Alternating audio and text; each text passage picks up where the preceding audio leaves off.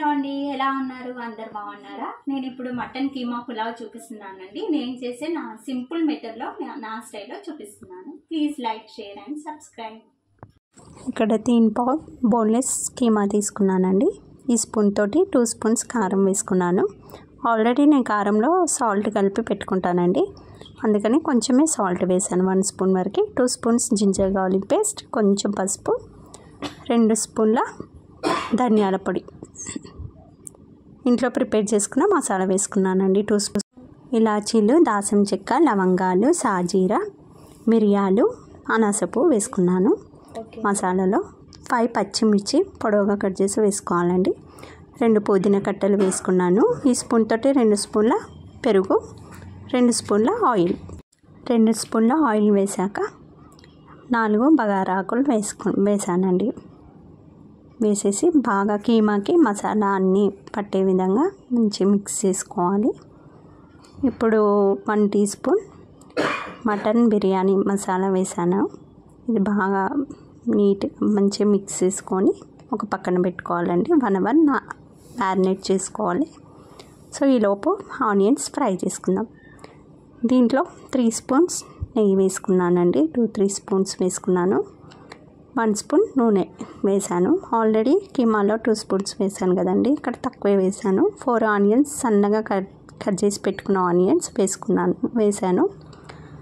So ఇవి త్వరగా మంచి ఫ్రై అవ్వాలంటే 1/2 టీ స్పూన్ మనం సాల్ట్ వేసుకోవడం వల్ల మంచి ఫ్రై అవుతుంది, టేస్ట్ ఉంటుంది, ప్లస్ త్వరగా ఫ్రై అవుతాయండి.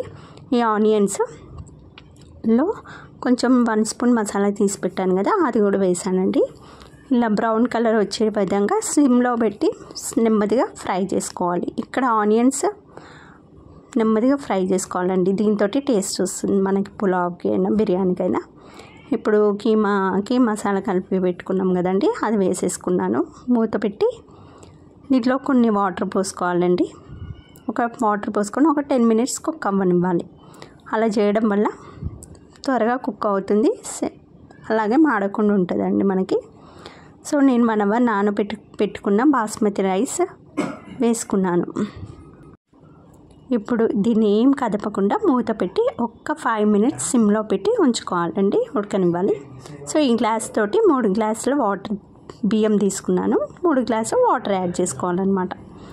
చూడండి, 5 మినిట్స్ తర్వాత ఆ flavour, masala flavour, keema flavour అంతా రైస్కి పట్టుకుంటుంది కదండి.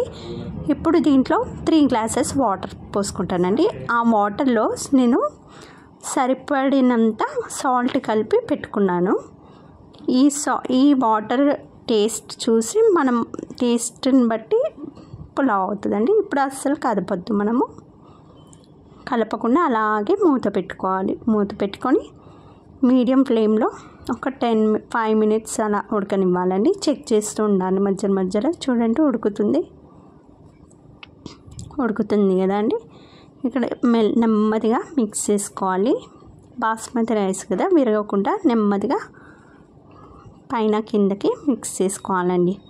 మిక్స్ చేసుకొని మనము ఇప్పుడు మూత పెట్టుకోవాలి. నెక్స్ట్ దీన్ని ఒక 5-10 మినిట్స్ వరకు మనం చెక్ చేస్తూ ఉండాలి, ఉడకనివ్వాలండి. ఇప్పుడు కొంచెం కొత్తిమీర వేసుకొని ఉడకనిస్తాను 5 మినిట్స్ వరకు. మెయిన్ ఇక్కడ ఆనియన్స్ ఎక్కువ ఫ్రై అవ్వకుండా చూసుకోవాలండి, బ్రౌన్ కలర్ వచ్చేటట్టు చూసుకోవాలి.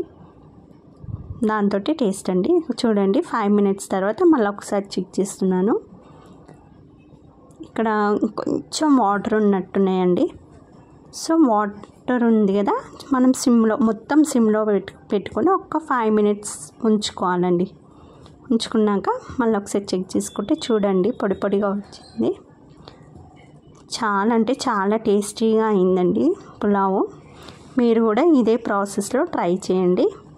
నేనైతే ఈ స్టైల్లోనే చేస్తాను. నా స్టైల్ పులావ్ అండి. యమ్మీ పులావ్, కీమా పులావ్.